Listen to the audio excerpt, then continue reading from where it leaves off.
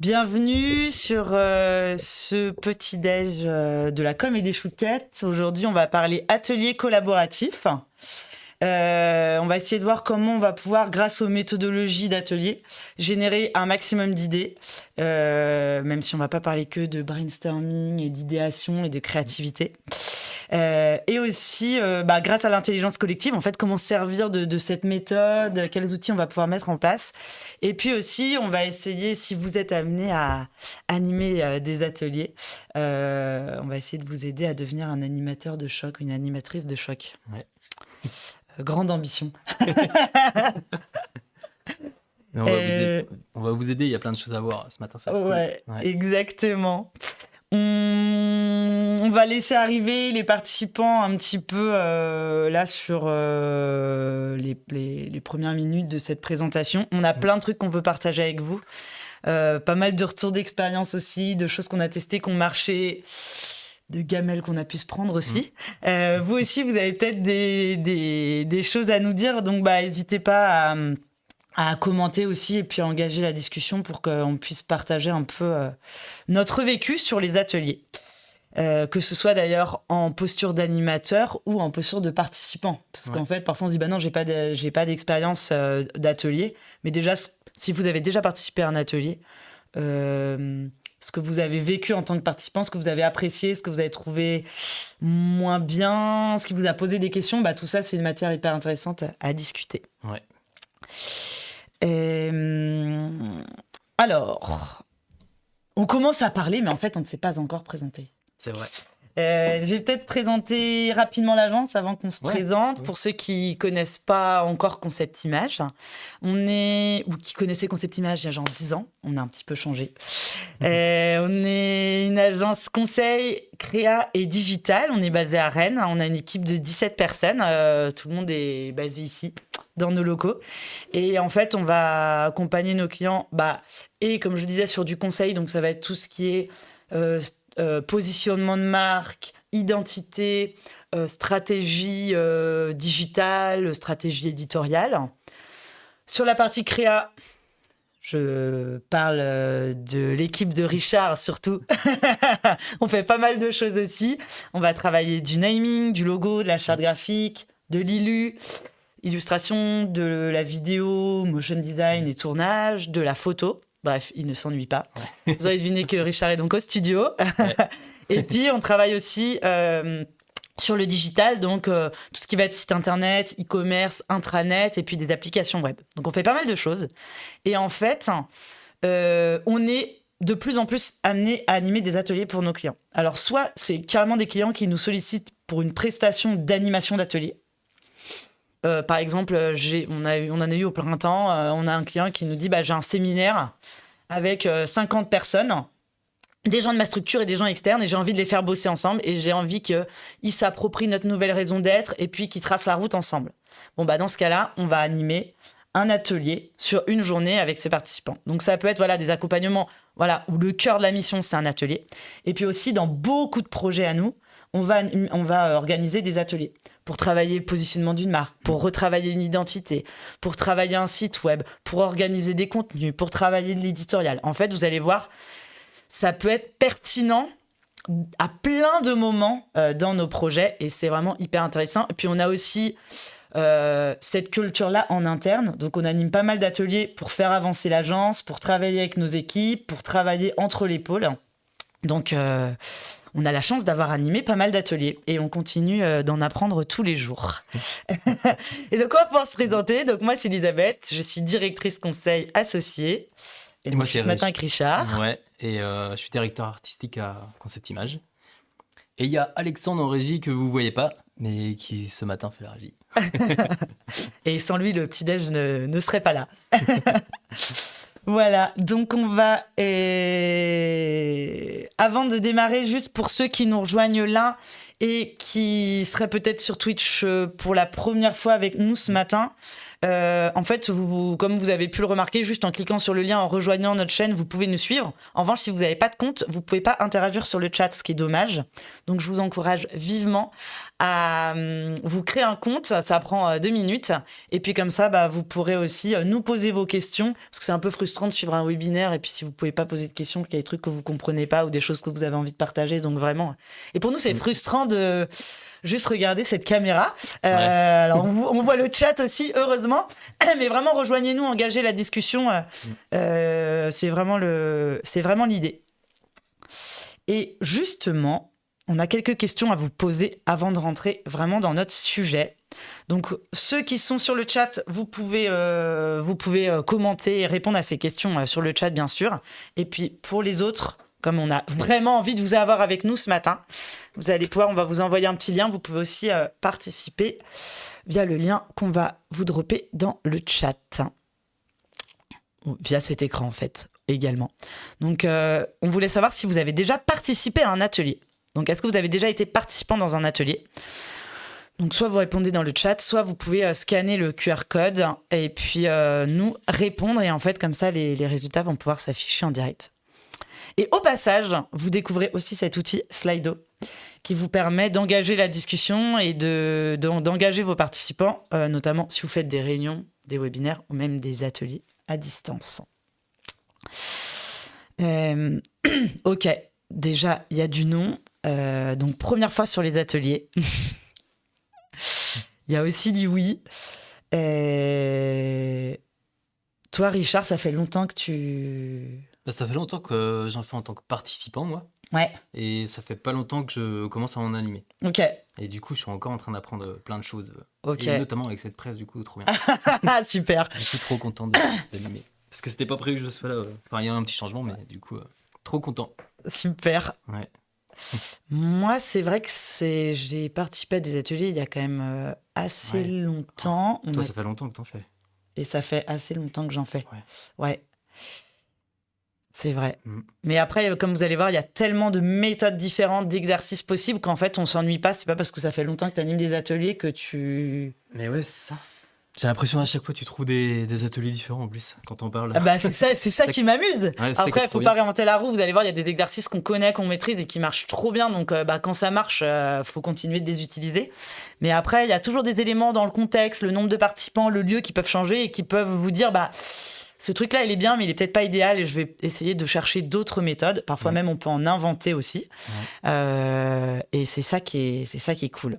Ok, donc on a quand même pas mal de monde ce matin qui a déjà participé à des ateliers. Et puis pour ceux qui n'ont jamais participé à un atelier, on va reprendre la base, on va commencer à expliquer ce qu'il y a derrière ce mot un peu mystérieux de l'atelier. Vous inquiétez pas. On va passer à la question suivante. Donc il y a pas mal de gens qui ont participé. Est-ce qu'il y a des gens qui maîtrisent l'animation d'atelier ?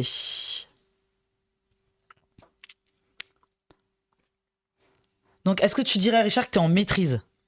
Non. Enfin, je suis en maîtrise sur certains ateliers. Ouais. Mais du coup, j'ai tellement de choses à apprendre encore, je pense. Donc, j'apprends. Tu maîtrises certains ateliers, donc. Ouais. Ok. Et peut-être... Ouais, si. Ouais. Ah, je réfléchis en même temps. J'avais pas réfléchi à la question. Et toi ? Je dirais que, en fait, tu maîtrises jamais totalement parce que tu es face à de l'humain, donc de l'imprévu.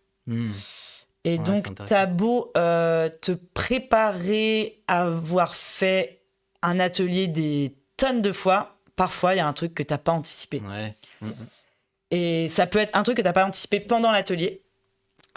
Et un truc que t'as pas anticipé parfois après l'atelier aussi. T'as pas forcément anticipé l'impact qu'allait avoir ton atelier chez les gens. Ouais. Et donc c'est pour ça que je pense que t'es jamais parfaitement en maîtrise. Par contre, il y a plein de méthodes où c'est très rodé parce que j'ai eu la chance de le pratiquer pas mal de fois. Donc c'est ce qui permet d'être En fait, plus tu es en maîtrise et plus tu es à l'aise, ce qui est cool, c'est que plus tu es connecté avec les gens, Parce que t'es pas à te prendre la tête avec mon ordre du jour, mon matériel, là, c'est vrai, comment je dois m'en servir. Vous allez voir, il y a pas mal de paramètres à gérer dans un atelier. Il faut un peu être au four et au moulin. Et en fait, plus tu maîtrises la logistique, le déroulé, le matériel, la prise de notes et tout, plus tu vas être vraiment avec les gens. À leur donner de l'énergie, à relancer l'énergie et à écouter ce qu'ils disent, à creuser, à rebondir, à dire « Attends, toi, t'as dit ça et toi, t'as dit ça. Est-ce qu'il y a un lien ?» Et en fait, c'est là que tu vas vraiment être dans l'exercice qui est trop intéressant. Ouais, c'est ça. Parce que tu penses plus au matériel, tout ce qui t'entoure. Exactement. En fait, c'est comme nous, c'est trop important en fait, ce que tu dis, c'est comme nous quand on va sur un reportage photo ou un tournage. En fait, on se blinde, on anticipe tout, parce qu'on sait que du coup, il y aura tout le temps des surprises, tout le temps. Ouais. Et c'est un peu pareil en atelier, quoi. Parce que c'est de l'humain, comme tu dis, Exactement. Et pour faire le lien avec tes préparations de shoot photo ou de tournage, on se casse la tête à préparer un plan de tournage méga détaillé, un Excel, c'est tout est minuté à 10 minutes près. Et bien sûr, l'Excel n'est jamais respecté tel quel.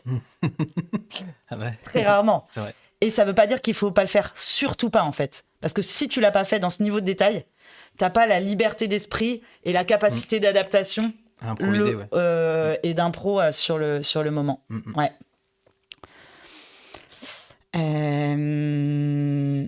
Ok, donc maîtrise d'animation d'atelier, on a un peu de tout ce matin.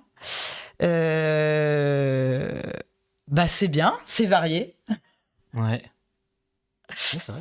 Et c'est vrai que c'est, même si je vois sur le chat, même si on a l'impression de maîtriser et on n'y va plus forcément la boule au ventre.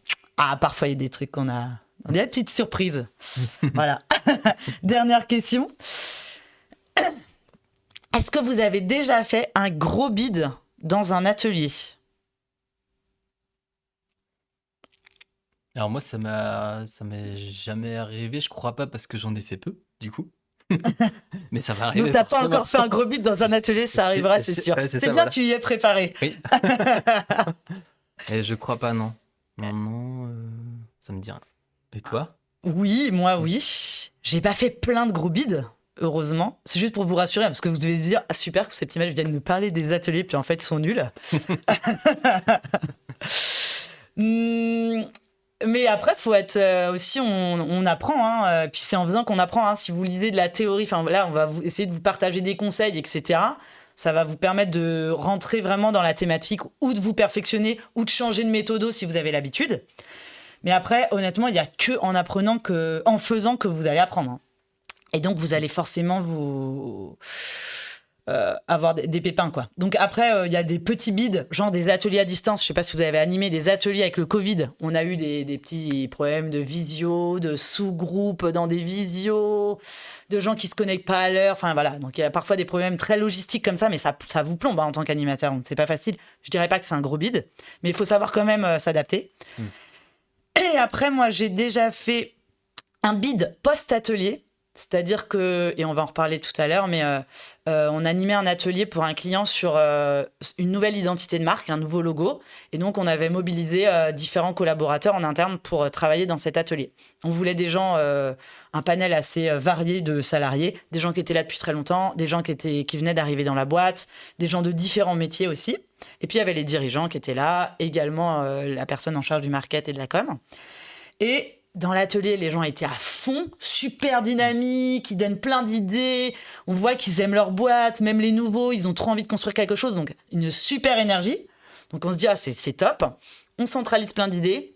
On écrit ensuite une plateforme de marque et un brief pour retravailler l'identité. Et derrière, en fait, nous, on retravaille cette matière avec les dirigeants, le groupe projet restreint, pas avec toutes les personnes qui étaient conviées dans l'atelier. On peut choisir les deux méthodes. On peut se dire on travaille tout avec les gens qui étaient dans l'atelier, ou juste l'atelier, il est là pour recueillir des informations. Puis derrière, c'est le groupe projet qui décide. Et en fait, le groupe projet a décidé de pas prendre en compte certaines choses qui ont été dites dans l'atelier, et c'est tout à fait leur droit, et voilà. Mais ça n'a pas été expliqué aux participants. Et donc en fait, on a fait un truc très fort où les gens sont montés en énergie, en enthousiasme. Et après, on n'a pas bien expliqué c'était quoi les prochaines étapes, qu'est-ce qui allait être fait de cette matière. Et donc, les gens ont été déçus. Et donc, c'est horrible de se dire, on a fait monter les gens comme ça. Et puis, en fait, la déception, elle est retombée aussi fort qu'on est monté, quoi. Donc, ça, pour moi, c'est un bide. Et en plus, je l'ai vu après parce que pendant l'atelier, les gens étaient comme des dingues, quoi. Donc, faut faire attention aussi, on va le voir, à l'avant-atelier et à l'après-atelier. Et pas juste au moment de l'atelier. Et j'ai aussi fait un bid pendant l'atelier, bien sûr. Où là, c'était... on avait des gens qui étaient extrêmement réfractaires et en frein et qui ont envoyé une énergie très négative dans l'atelier. Et c'est très dur de garder le cap et de réussir à gérer un groupe très hétérogène comme ça. Mais on va en reparler des effets de groupe. Ouais. En tout cas, ça remet en place et on continue d'apprendre. Ouais, c'est clair.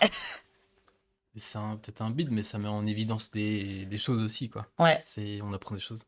Oui, et même si c'est pas du tout l'ordre du jour que tu avais imaginé et la dynamique que tu avais imaginée, il y a quand même quelque chose qui se passe avec des gens qui sont dans une pièce pendant 1, 2, 3 heures et qui se parlent et qui d'habitude peut-être ne se parlent pas ou se parlent par mail et là ils vont se parler en vrai. Donc il se passe quand même des choses et ça peut tout à fait être riche pour un projet, voilà. Mais sur le moment, ça peut faire bizarre quand même. Ok, donc je vois que je suis pas seule à avoir déjà fait des bids. Et pour ceux qui n'en ont pas fait, en effet, on va voir qu'il y a déjà plein de trucs qu'on peut travailler, anticiper pour éviter que ça vous arrive. Et puis si ça vous arrive, vous aurez vu que vous n'êtes pas seul. Super. Donc en fait, on parle d'atelier depuis tout à l'heure, mais on n'a pas... on est rentré direct dans ces questions, mais c'était important pour nous de voir aussi où vous en étiez. Mais on va faire un truc très scolaire finalement. On va redéfinir ce que c'est qu'un atelier et pourquoi organiser des ateliers. Mais je pense que c'est important. Ouais. Alors pourquoi organiser des ateliers collaboratifs ? Pardon. En fait, ce qu'on voit dans nos entreprises, c'est que on est de plus en plus nombreux à gérer des projets. Alors, ça ne veut pas dire qu'on est tous chefs de projet. Il y a des gens dont le métier, c'est d'être chef de projet. Mais il y a des gens qui vont être au RH, au commercial, à la prod, à la R&D. Voilà. Ils ne sont pas forcément chefs de projet au quotidien, mais on va leur confier des projets. Parce que la boîte, elle a besoin d'avancer sur des projets transverses, où l'équipe va identifier qu'elle a un projet à mener avec une autre équipe, etc. Et dans ce cas-là, vous allez avoir des gens dans l'organisation qui vont devoir mener un projet, piloter un projet. Et donc, ça veut dire on pilote rarement un projet tout seul. Et ça veut dire qu'il va falloir mobiliser des gens pour recueillir de la matière, pour éventuellement prendre des décisions, pour demander des avis. Et en fait, ça s'improvise pas, en fait. Et dans ce cadre-là, vous aurez peut-être envie d'organiser et d'animer un atelier. Et animer un atelier, organiser un atelier, ça s'improvise pas. Tout comme la gestion de projet. En fait, vous allez devoir définir des objectifs. Sur votre projet, vous entourez d'une équipe projet qu'il va falloir mobiliser habilement, c'est-à-dire les gens, ils sont pas à votre dispo en permanence. Et puis tout le monde est forcément très occupé. Donc quand vous allez essayer de les embarquer à un moment sur votre projet, va falloir leur expliquer pourquoi. Les embarquer au bon moment, parce que si vous vous leur avez pris du temps sur des trucs qui n'étaient pas forcément à fort de valeur ajoutée, peut-être que la fois d'après, vous avez encore plus besoin d'eux, ils seront peut-être pas au rendez-vous. Donc les solliciter, mais sans les sursolliciter non plus. Puis vous allez devoir définir un planning avec des étapes, des jalons intermédiaires, un livrable, communiquer votre décision et puis derrière, faire de la conduite du changement. Donc dans votre projet, vous allez peut-être faire un ou plusieurs ateliers de travail. Alors, qu'est-ce qu'on met derrière un atelier de travail ? On appelle workshop aussi, en anglais. Alors, nous, les ingrédients qu'on met derrière ça, le premier truc, c'est qu'on va avoir plusieurs participants dans un atelier. C'est un moment où vous allez avoir plusieurs personnes qui sont dans une même pièce, physique ou virtuelle. Et chacun va apporter son expertise, son expérience, son point de vue, qui va partager avec l'ensemble du groupe. Et votre groupe, il peut être composé de 2 à 100 personnes, voire même plus, selon l'objectif de votre atelier. Et donc, bien sûr, en fonction, le nombre de participants, ça va être déterminant dans la façon dont tu vas organiser ton atelier, en fait. Vous n'allez pas du tout avoir la même méthode selon que vous soyez 50 ou 100, quoi. C'est quoi l'atelier où tu as eu le plus de personnes, toi? C'était au printemps, on était quasiment 60. Ok. Après, j'ai aussi animé, c'était plus, on va en parler tout à l'heure, les icebreakers. Un petit exercice, c'était pas un atelier global, mais c'était un petit exercice qui a duré 15-20 minutes. Et là, c'était lors d'un séminaire, et il y avait 200 personnes. Et là, ce qui n'était pas évident, c'est qu'il fallait créer un moment collectif où on sonde les gens, on les fait participer, on les implique vraiment dans la thématique qu'on voulait aborder ensemble. C'était dans le cadre d'une refonte d'identité graphique. Et là, ce qui n'était pas évident, c'est que tous les gens, ils étaient assis dans un amphi. Et c'est pas la même dynamique que quand on est autour d'une table ou quand on est assis en cercle, ou etc. Alors, c'est plus facile quand même que de mobiliser des gens en visio. Franchement, je trouve que la visio, c'est le truc le plus dur à faire.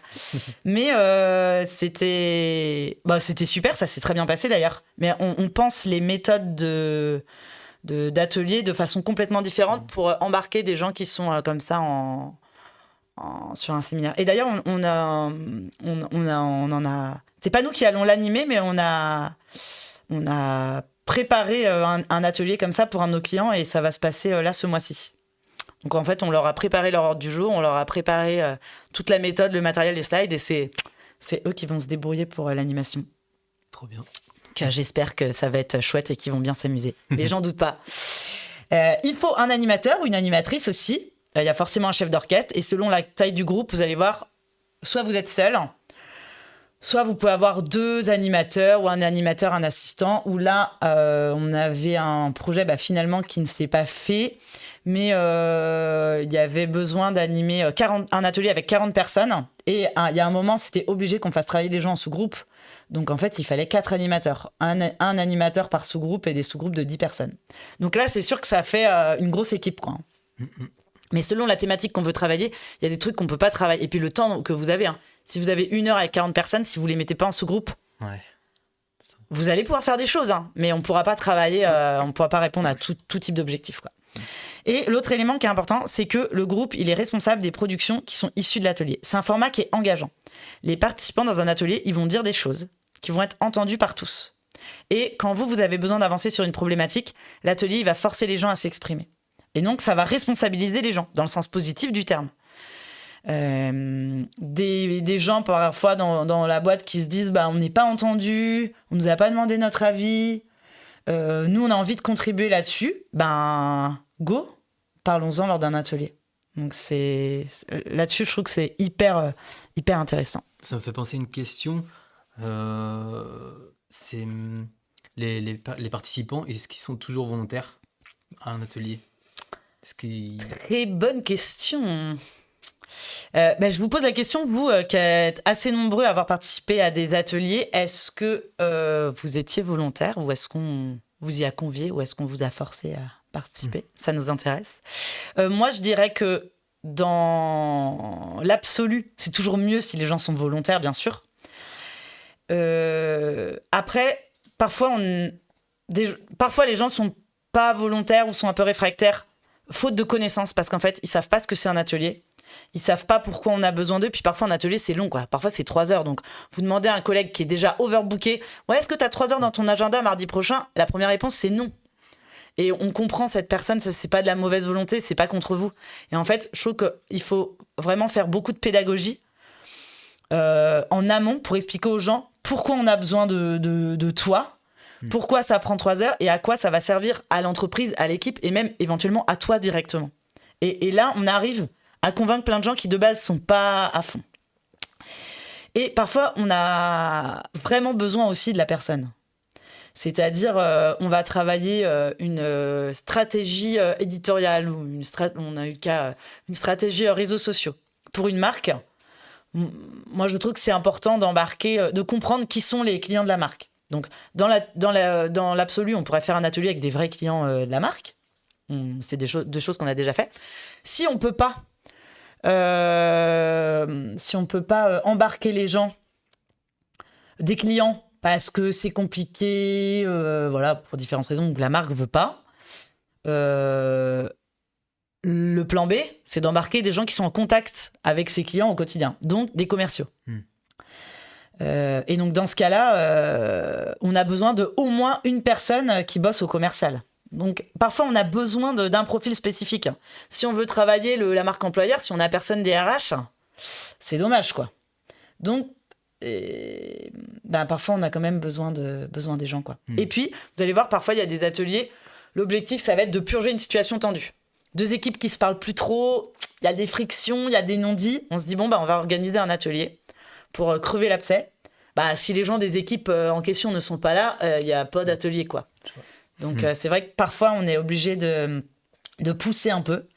Il faut le savoir en tant qu'animateur parce que dans ce cas-là, tu marches sur des œufs. Tu as beaucoup de pédagogie en amont. Et puis quand tu arrives dans ton atelier, l'intro elle est importante. Et tout au long de l'atelier, tu es en vigilance quoi. Donc, en effet, il y a des gens qui ne sont pas toujours volontaires en tant que participants aussi. Alors, moi, j'ai souvent des gens, on a beau dire à nos clients, expliquer la démarche, etc. On fait aussi de notre mieux. Et puis, parfois, il y a des gens qui disent, oui, il y avait un mail, je ne l'ai pas lu, mais je suis venu quand même.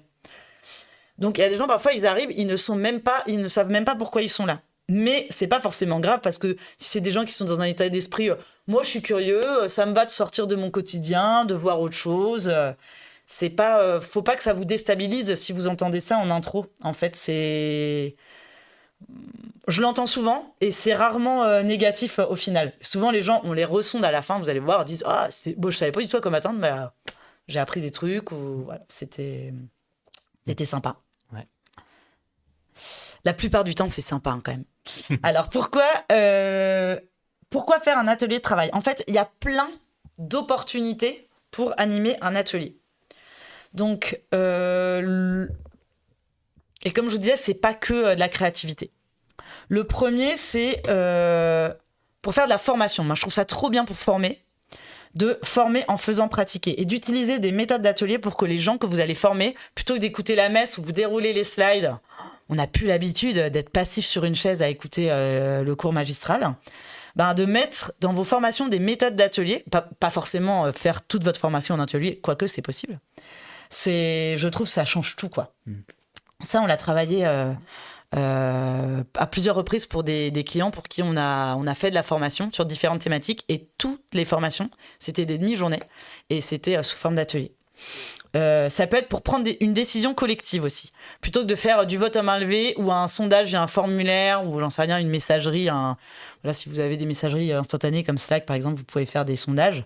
Bon, pour des sujets simples ou d'organisation, c'est très bien, hein, mais pour des sujets un peu complexes où on a besoin de comprendre pourquoi les gens ils ont tel avis et pas tel autre avis, je trouve que l'atelier peut être hyper intéressant.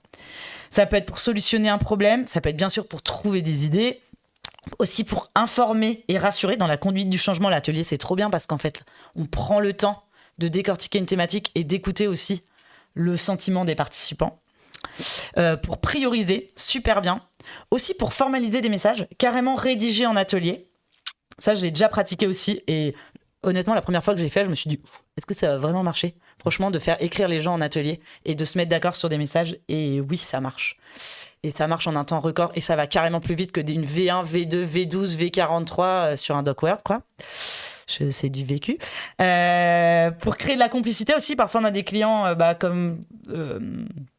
comme je disais tout à l'heure, qui nous mobilisent sur un séminaire. Et l'objectif, la commande, c'est juste les gens, on a des équipes qui sont sur des sites distants, qui se voient pas forcément, et je veux créer de la complicité. Dans l'absolu, on peut aller faire un bowling, mais on crée pas toujours de la complicité en faisant un bowling. Ou alors, parfois, les gens, ils se remettent avec leurs collègues, et donc on mixe pas les équipes. Et en fait, on peut utiliser l'atelier pour avoir un moment de complicité où on va tisser des liens, où on va, en fait, un peu travailler quand même. C'est à la fois pro, vous allez voir, et passer un super moment et se marrer. Et ça, on crée vraiment de la complicité. Et même si c'est pas le seul objectif, en fait, dans tous les ateliers, tu crées de la complicité quoi qu'il arrive, en fait. J'ai l'impression. Je trouve. Ça, ouais. Ouais, ça resserre les liens. Parce qu'en fait, on est rarement... c'est des moments hyper privilégiés. Vous êtes rarement 3 heures dans la même pièce à vraiment bosser, être concentré sur un truc à 10 ou 12 personnes. Et comme on essaye d'avoir, vous allez voir, des méthodes qui peuvent être un peu ludiques, etc., ça nous change de ce qu'on a l'habitude de faire au quotidien. Ça fait des super souvenirs. D'ailleurs, nous, en atelier, on essaye souvent de prendre de la photo, de la vidéo. Les clients sont hyper friands de ça parce qu'il s'est passé un truc. C'est vrai. Ça peut être aussi pour purger une situation compliquée. Donc là, on est un peu moins dans le côté fun de la complicité. Mais parfois, faut affronter le sujet aussi plutôt que de le laisser se dégrader. Et puis aussi pour analyser, creuser, approfondir un sujet. Voilà, donc vous allez peut-être vous mettre à organiser des ateliers tout le temps. Et un atelier, c'est pas une réunion. Une réunion, pour moi, c'est vraiment une communication descendante. L'atelier, comme on l'a vu, il y a plusieurs participants et tout le monde va être là pour s'exprimer. Et il va introduire une dimension ludique, plus ou moins, et tout en restant bien sûr structuré et adapté aux objectifs. On n'est pas là juste pour jouer et se marrer. Mais on n'est pas là. Enfin, la dimension ludique, elle va être vraiment au service de la productivité et de s'enlever des freins, des visières, des barrières qu'on a au quotidien. Ça va venir casser des trucs en fait. Alors, quand est-ce que vous pouvez organiser un atelier ? Alors, si on reprend un petit peu les étapes d'un projet, ça peut être pertinent presque à toutes les étapes d'un projet. Vous pouvez organiser un atelier en phase de diagnostic, avant presque la première étape de votre projet, voilà. Pour de la conception, pour de la planification, c'est pour des gros projets, hein. Carrément dans la réalisation de votre projet, et puis pour faire un bilan, un retour d'expérience. Donc, vous n'allez peut-être pas animer un atelier dans votre projet à chacune de ces étapes, sinon vous allez passer votre vie en atelier, et peut-être à la fin, un retour d'expérience, il n'y aura plus personne, parce que les gens vont dire... T'es gentil, c'est sympa des ateliers, mais j'ai d'autres trucs à faire. Mais en tout cas, dites-vous que c'est pas que pour le démarrage d'un projet. Ça peut être pertinent à toutes les étapes.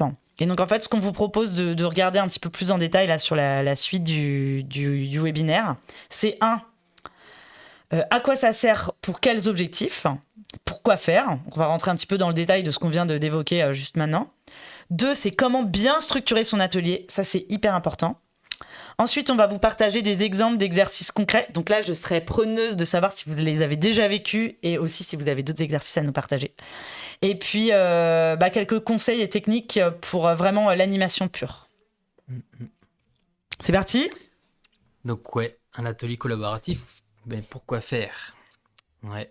En fait, il y a beaucoup d'avantages à un atelier collaboratif, notamment du coup le fait d'obtenir un large consensus en fait. En fait, au sein d'une équipe, les personnes, elles n'ont pas forcément les mêmes intérêts, mais le fait de les mettre ensemble, de créer une dynamique dans un atelier, du coup, ça leur permet de confronter leurs idées, ça va vraiment aider à créer ce consensus en fait. Et parfois, tu comprends pas pourquoi, là, si on parle d'un atelier au sein d'une équipe dans une entreprise, tu comprends pas pourquoi tel collègue est en frein sur un truc et pourquoi vous n'êtes pas d'accord alors que vous, ça vous semble évident. Et en fait, l'atelier, il va vous donner ce temps, vous allez comprendre pourquoi l'autre, il a une problématique ou un frein particulier. Et ça change tout, en fait. Et l'autre va vous entendre aussi. Donc, on n'arrive pas toujours à une décision ou un consensus en atelier. Et parfois, ça arrive. Et si votre objectif, c'est d'avoir un consensus que vous n'arrivez pas à obtenir par un autre moyen, et que vous voulez continuer à avoir une démarche collaborative, parce que parfois aussi, il y a une décision qui doit se prendre point barre, hein. Mais si vous voulez le prendre en collectif, l'atelier va être hyper précieux pour ça. Ouais. Ensuite, ça permet aussi aux participants de mieux apprendre en fait, et de mieux mémoriser tout simplement en fait. C'est en fait le fait qu'on soit acteur de l'atelier, du coup ça change tout en fait. On enregistre beaucoup mieux. On se souvient tous de nos professeurs qui avaient de l'énergie, qui nous motivaient et qui avaient des méthodes pour nous faire collaborer ensemble. Et du coup, on apprenait beaucoup mieux leurs cours. Ouais. Que le prof que tu écoutais juste assis sur ta chaise, ouais, c'est ça. Et qui n'était pas hyper motivant. Ouais.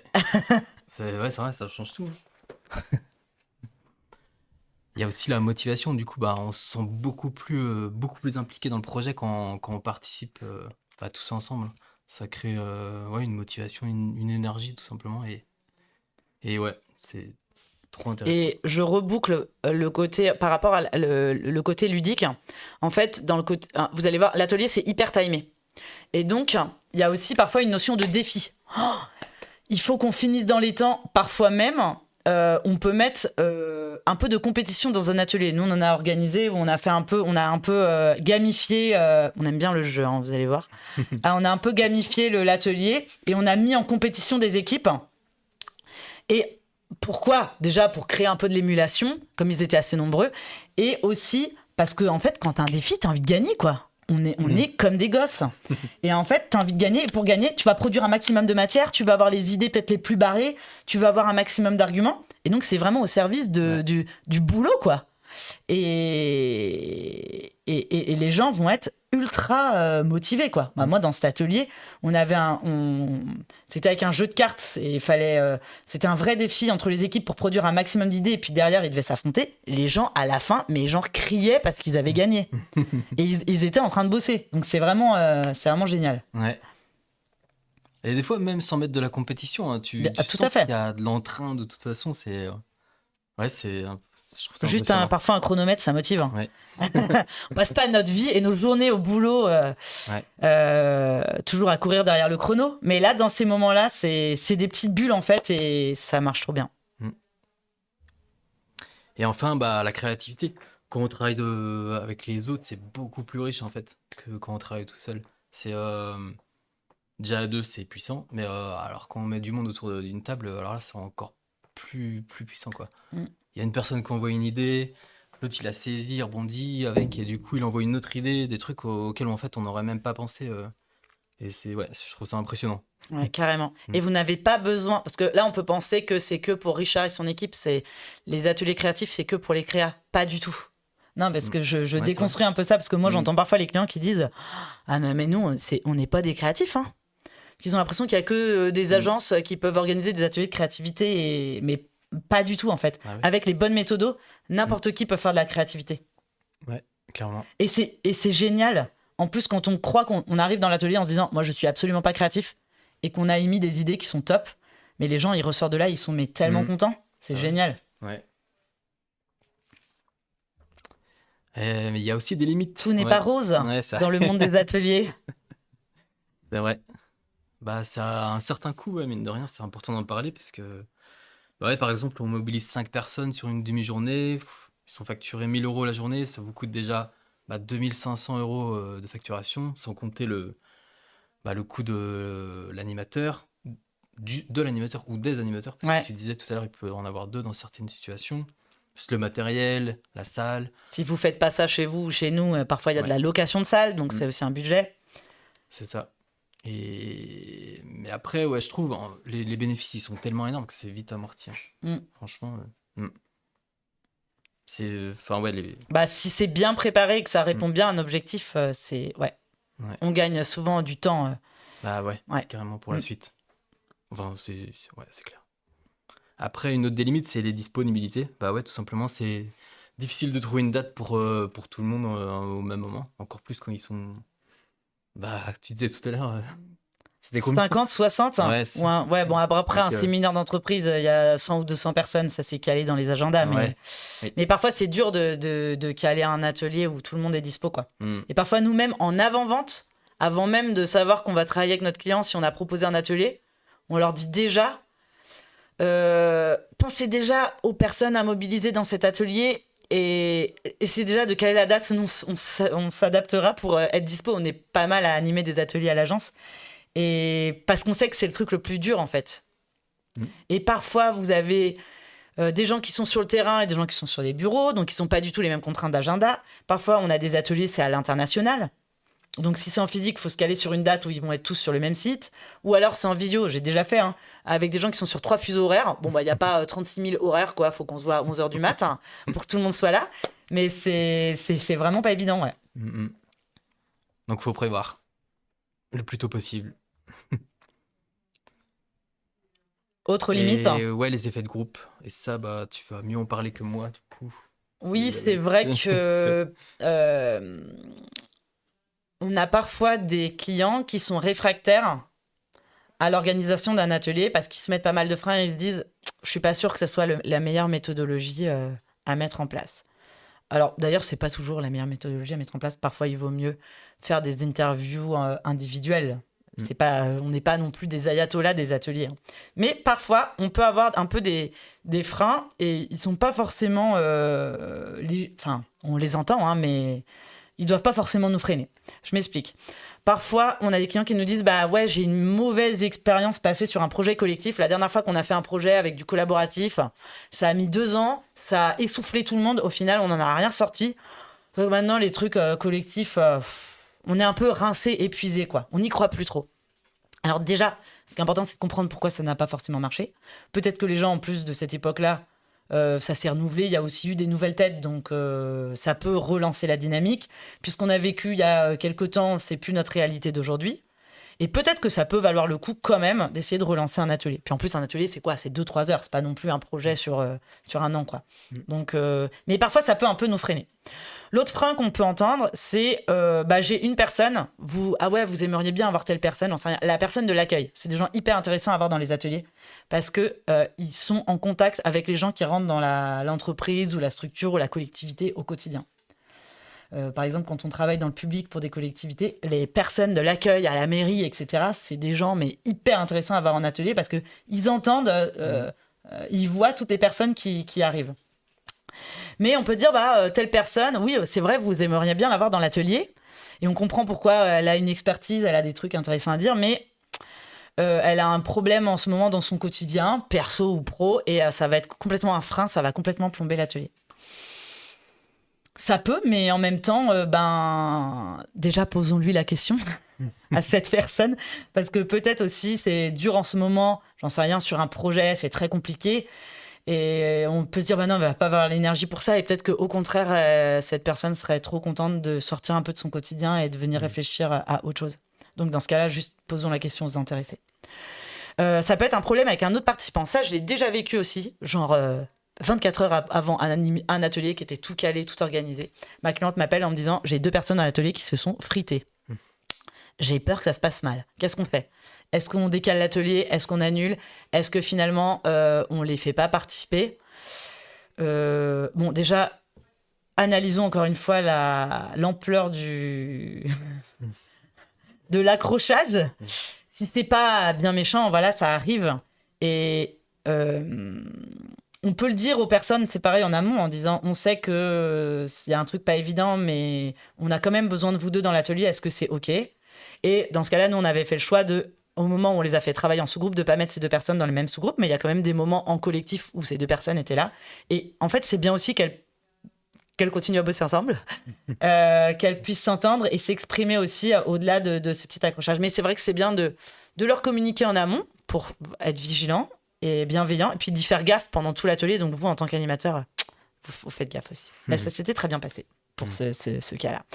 Ça peut être aussi... Il y a des gens qui ont du mal à prendre la parole en public. Ou j'ai entendu il n'y a pas longtemps, dans mon équipe, il n'y a que des introvertis. Mais les introvertis peuvent tout à fait parler en public. Je pense que les réduisons pas à ça. Et justement, après, il y a des gens qui ont des vraies difficultés, c'est vrai, à parler devant un groupe, qui vont réussir à s'exprimer devant 1-2 personnes, mais dès qu'il y a 10-12 participants, là, c'est gros stress. Et je trouve justement, les méthodos d'atelier sont là pour mettre ces gens à l'aise. Et c'est pas parce que on a du mal à parler en public que du coup on vous donne pas la parole. Ça peut pas fonctionner au niveau de l'entreprise en fait, parce que c'est pas parce que vous avez un stress à parler en public que vous n'avez rien à dire, et vous avez une expertise, vous avez une expérience, et il faut qu'on utilise ça en fait. Sinon on va faire des ateliers qu'avec les bavards, ça ne marche pas. Puis d'ailleurs, les bavards, faut aussi les canaliser en atelier. Parfois, on croit que c'est plus dur les gens qui s'expriment pas, mais parfois, les plus durs, c'est les bavards en fait. Il y a des gens aussi qui peuvent avoir du mal à parler devant leur chef. Parce que ils vont chercher l'approbation, ou j'ai peur de dire une connerie, ou je viens d'être recrutée, donc je me sens pas du tout légitime, j'ai peur de raconter, voilà, de pas avoir grand chose à dire. Et en fait, vraiment, les méthodos, elles sont là pour embarquer tout le monde.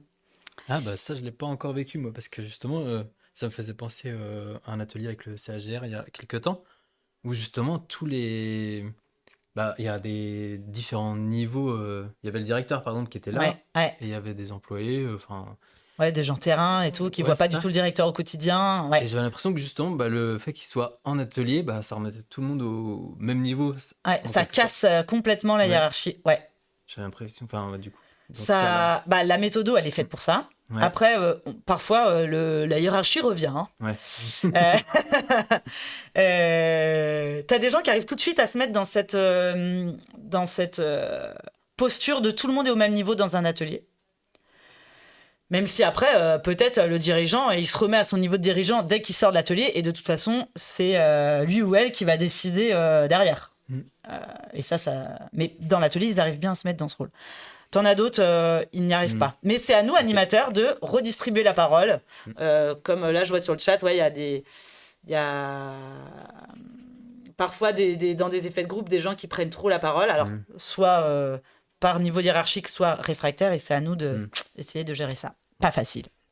Et puis, il y a des gens aussi qui sont très mal à l'aise face au spontané et qui ont besoin de écrire ce qu'ils vont dire avant de prendre la parole. On a déjà bossé avec quelqu'un comme ça d'ailleurs, et en fait, faut respecter ça. Alors ça veut dire on va pas leur laisser le temps, je sais pas, on va pas leur dire à chaque fois prends un quart d'heure pour écrire tes idées parce qu'on s'en sort pas, votre ordre du jour explose en vol. Mais laissez le temps aux gens de poser leurs idées, parce que même les gens qui sont à l'aise avec le spontané, le fait de leur dire non, tu vas te poser avant de prendre la parole, ça va pas être une gestion de stress pour eux, mais ça va être une synthèse. Et en posant leurs idées, il va leur venir d'autres choses et ça va être beaucoup plus riche et beaucoup plus digeste pour les autres. Donc en fait, ce temps-là, il est hyper bénéfique. Et pour les gens qui sont à l'aise et pour les gens qui ont besoin de ce temps pour se poser. Et du coup, quand ça va être leur tour, déjà, ils vont se raccrocher à leurs notes et ils vont se sentir beaucoup mieux. L'idée, c'est pas qu'on les torture. Surtout pas. Alors, comment on va structurer notre atelier ? C'est très important d'énoncer les règles du jeu à vos participants avant de démarrer. Surtout, c'est des gens qui ne sont pas habitués aux ateliers. Donc, pour assurer la concentration et créer un cadre bienveillant. Donc, les règles, c'est quoi ? C'est on s'écoute avec attention. On se coupe pas la parole. On parle avec intention en son nom. On évite les « oui, on fait comme ça ». Non, c'est « je » ou c'est « nous » dans l'équipe. Mais parlons en notre nom. Être bienveillant. Se faire confiance. Toutes les personnes qui sont là sont les bonnes personnes. Si on les a invitées à l'atelier, c'est parce qu'on a identifié qu'elles étaient légitimes et qu'on avait besoin d'elles. On est là pour générer un maximum de matière. Donc on ne se bride pas, on ne juge pas, on fait de l'association d'idées. Et si on n'est pas dans un atelier de priorisation, on n'est pas là pour ressortir avec des décisions. On est là pour ressortir de la matière. Donc c'est pas grave si on n'est pas d'accord. En fait, cette matière, elle est juste... on veut générer un maximum de matière en un minimum de temps. Et après, nous, en tant qu'agence, on digère cette matière, on produit quelque chose. Un écrit, une recommandation, une créa parfois même. Et derrière, on travaille ça avec le groupe projet. On va aussi, avant de se lancer, rappeler le contexte et les objectifs pour maîtriser la réunion. Pourquoi on fait cet atelier dans le cadre du projet ? Pourquoi maintenant ? Qu'est-ce qui s'est passé avant ? Qu'est-ce qui va se passer après ? Et c'est quoi les objectifs ? Qu'est-ce qu'on attend de cet atelier ? Ça, c'est hyper, hyper important. Et tu parlais de livrables justement tout à l'heure, l'agence va produire un écrit, tout ça. Et ça aussi, tu le précises. Oui. Ouais. Si on a un livrable derrière. Ouais. Parce que parfois, on peut avoir l'impression que l'atelier, c'est un peu un truc de consultant ou un truc de créa avec des post-it. Ça sert à rien. En fait, c'est important de rapporter du concret. Qu'est-ce qui va sortir de cet atelier ? À quoi ça a servi ? Et alors, si c'est juste créer du lien, etc., il n'y a pas forcément un livrable derrière, même si j'aime bien qu'il y ait un livrable derrière, pour vraiment apporter du tangible. On a besoin de ça, en fait. Ouais. Et c'est important de dire aux gens, peut-être, vous le verrez en avant-première. Ou on va d'abord faire une première version et on va vous la soumettre et vous pourrez faire vos retours. Ça, on le décide avec nos clients au démarrage. Parfois, on implique les gens de l'atelier aussi dans l'avancement du projet. Parfois, non. On est juste là pour les écouter à ce moment-là. Et puis derrière, on les sollicite plus forcément. Après, ils sont un peu privilégiés par rapport à d'autres collègues dans l'entreprise. Donc moi, je trouve ça assez cool de leur montrer la version en avant-première parce que les gens, en fait, ils se sont réellement engagés, quoi. Donc, surfons sur cet engagement. C'est trop bien. les décevront pas en fait là-dessus. Ok. Des petits détails. Et après, Et après, bah, il y a l'icebreaker, justement, on en parlait. On en a parlé Non, on n'en a pas encore parlé. bon, on va en parler en détail. Et ouais, c'est trop, trop intéressant cette étape-là. On l'appelle aussi l'inclusion. Et du coup, c'est un petit exercice rapide qui permet de faire entrer vos participants dans l'énergie du groupe, dans la dynamique en fait. Et comme tu le disais tout à l'heure, il y a des personnes qui sont euh, un peu plus timides, par exemple, en atelier quand elles arrivent là. Et du coup, bah, ça permet de mettre à l'aise tout le monde, de libérer la parole. C'est un peu comme une séance d'échauffement en fait, quand tu fais du sport. Je voyais mon fils hier soir au volley, bah, du coup, c'est pareil, l'entraîneur, il leur dit: Ah, vous faites des petits jeux, tout, et puis ils s'entraînent. Et c'est pas quelque chose, il n'y a pas d'enjeu en fait. C'est ça qui est important aussi. Ouais, c'est un truc pour du beurre. Ouais, c'est ça. Ouais. Et aussi, ce qui est important, c'est qu'on le fera différemment si les participants se connaissent ou non, en fait. Ouais, exactement. On va vous Ouais. donner quelques exemples d'icebreaker qu'on aime bien juste après. Ouais. Donc on a ce petit échauffement et derrière, Après, il y a l'étape de la réflexion individuelle. Parce que comme tu le disais tout à l'heure aussi, c'est important de pouvoir réfléchir à ses idées sans être influencé par les autres des fois. Donc voilà, ça permet à chacun de préparer ce qu'il a à dire. là on vous le met dans un ordre, mais c'est pas toujours dans cet ordre-là qu'on va le C'est faire vrai. selon les ateliers. Mm. Mais c'est vrai que c'est important parce qu'en fait, si vous mettez tout de suite les gens, par exemple, en sous-groupe, vous allez avoir ces fameux effets de groupe où vous allez voir c'est toujours les mêmes qui vont s'exprimer. Les gens un peu qui ont tempérament leader et qui n'ont pas de problème à parler, Mm. quoi. Et en fait, bah, vous allez avoir des gens que vous avez conviés à votre atelier qui ne vont pas s'exprimer, ou très peu. Bah, dans ce cas-là, les mobilisez pas 3 heures, hein. Laissez-les retourner à leur boulot. Ah ouais, Donc, c'est ça. ce temps de réflexion individuelle, c'est vraiment chacun est là pour une bonne raison, chacun a un truc à dire. Ouais. Et après, on peut mettre en commun et bien sûr travailler en groupe. Oui. Ouais. Parce qu'on n'est pas là non plus pour convier des gens en atelier et les faire tous bosser en individuel, quoi. Bah, ça n'a pas Mm. trop d'intérêt d'être en collectif. C'est vraiment l'alliance des deux. Donc réflexion individuelle. Ouais. Et justement, on a le travail aussi en petit groupe, plutôt qu'en individuel, du coup. Je te rapproche juste le micro. Ah ok, je parle pas assez fort. Et du coup, par exemple, si on travaille sur la définition des personas pour une marque, où les personas, c'est en gros les cibles d'une marque, d'une entreprise. Et du coup, bah, en fait, soit on va constituer des petits groupes, et soit chaque groupe traite l'ensemble des personas, et on complète ensuite les divisions. Ouais. Et soit chaque groupe traite des personnages différents, ils en traitent un chacun, et du coup, on présente à la fin, chaque groupe présente son personnage, et du coup, Les ils autres partagent. réagissent. Ouais. Les autres vont poser des questions. Mm. Vont dire: ah, moi, je suis pas d'accord. Pourquoi t'as écrit ça? Bah, t'as pensé à ça aussi. Et en fait, ça va venir enrichir le travail de chaque groupe. Ouais. Donc ça, c'est intéressant. Ouais. Et justement, après, il y a le partage. Du coup, bah, c'est crucial de partager toutes ces idées en fait avec tous les participants. S'il y a des petits groupes, bah, chacun présente une restitution de ses travaux. Et l'animateur, lui, pendant ce temps-là, bah, il prend les notes sur un paperboard. Comme ça, tout le monde peut avoir accès à tout ce qui a été dit. Et s'il y a eu juste un travail individuel, chacun présente ses idées et il les affiche sur un support en commun, par exemple, avec des post-it. Et s'il y a eu beaucoup de matière, là, l'animateur, il peut demander au groupe de catégoriser les idées qui en ressortent. Mm. Et ça, je trouve ça trop intéressant, cette dernière étape-là. Parce que ouais, j'ai l'impression que ça permet d'aller jusqu'au bout du travail, en fait. Mm. Le fait de les faire participer à ça, je trouve ça très intéressant. Ouais.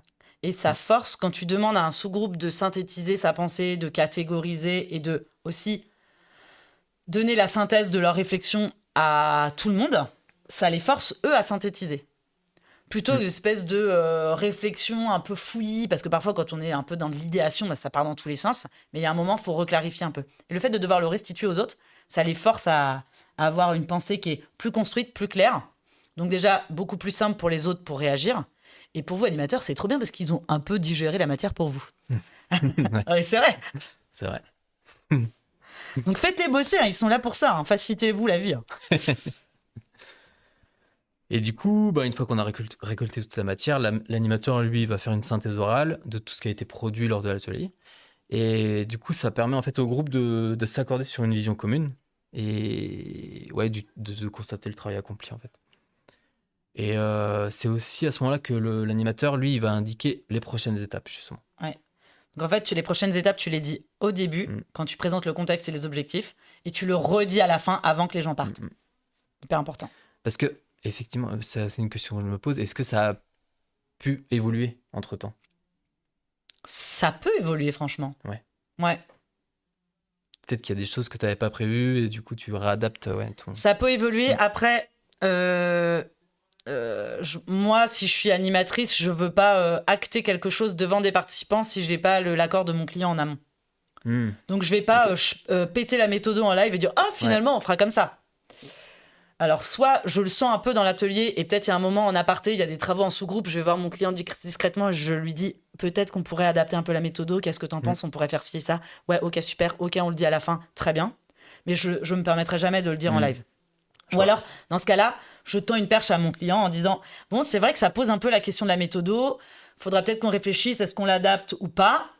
Je regarde la personne, soit la personne dit oui, on y réfléchira plus tard, dans ce cas-là, le sujet est clos, soit la personne, mon client, ma cliente en live va dire c'est vrai, peut-être qu'on pourrait changer ci et ça, et puis dans ce cas-là, faut pas faire les cow-boys non plus. Parfois, on est dans l'enthousiasme, il faut faire gaffe à bien respecter son commanditaire quand même. Parce que sinon, on s'engage sur des trucs, on dit ça à un groupe, et après, derrière, faut se tenir à ce qu'on a dit, quoi. Donc, très intéressant. Petit piège. Ouais. Et enfin, on a la déclusion. C'est un peu comme l'icebreaker qu'on avait au début. C'est un petit temps à la fin qui permet à chacun d'exprimer son ressenti et de ce qu'il a vécu pendant l'atelier. Et ça peut être un simple tour de table. Si, par exemple, ils se connaissent, les participants, s'ils ont l'habitude de faire... Ça dépend aussi du temps qu'on a. Ouais, carrément. Et du coup, on peut, pourquoi pas, aussi gamifier un petit peu cette partie. On verra quelques exemples tout à l'heure. Et là, ouais, c'est pendant cette partie que, du coup, l'animateur, il demande un retour, en fait. Il va avoir un retour sur l'atelier. Et il peut aussi s'assurer que les participants, ils soient tous en accord avec les prochaines étapes. Ouais. En tout cas, qu'ils les ont bien comprises. Ouais. Et donc, si tu files la métaphore du sport, la déclusion, c'est... C'est les étirements, du coup.